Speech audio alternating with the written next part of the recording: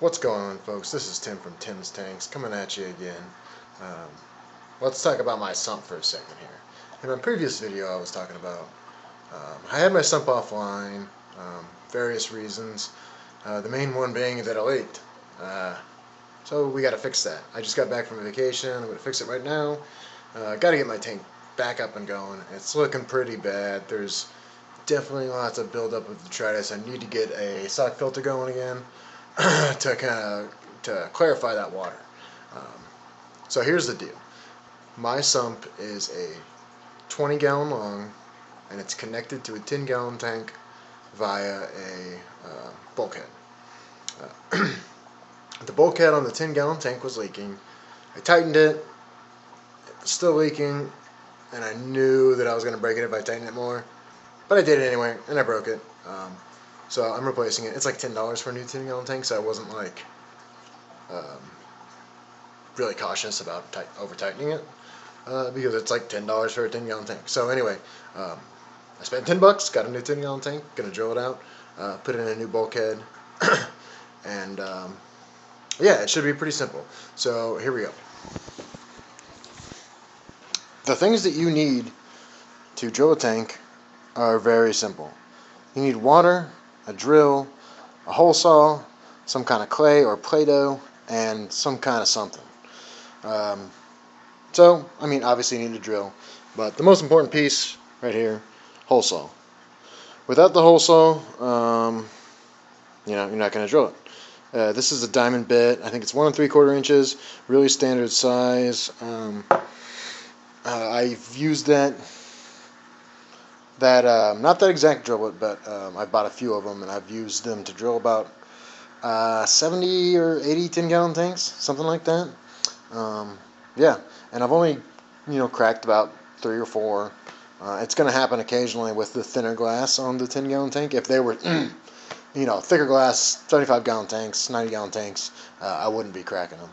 But yeah, pretty simple list of supplies. The only thing that's really hard to get is the hole saw. You got to usually order them. They're diamond bit. They cost a little bit. They're not too expensive. You can also find somebody that has one and just borrow it.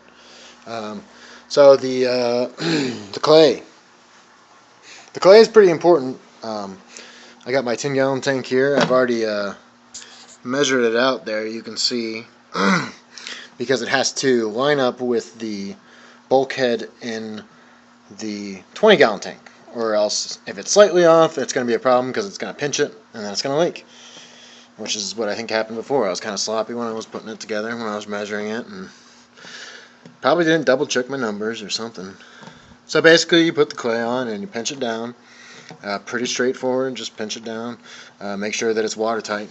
And what this is for is so that you can get a little reservoir of water in here, and the reservoir of water ensures that the bit will not catch as much, and it'll also give the the little glass particles a place to go other than just staying in the hole. So yeah, this is pretty simple. I'm gonna sort of get this going. I'm not gonna show myself drilling it, but I'll show the end product. But basically what you do is you get set up there, and then let's see if I can get a good angle of this. You want to start with the angle on there, and you want to start kind of slow. Put both of your hands on the drill, put your knee on the tank, put kind of knee up against it so the vibration kind of goes through your knee as opposed to just through the tank. And you're going to want to drill it, and then just slowly over the course of about 1 minute, get it here. And then once you get it flat, you're good to go. It'll probably catch a couple times, go this way or that. But that's fine, that's going to happen.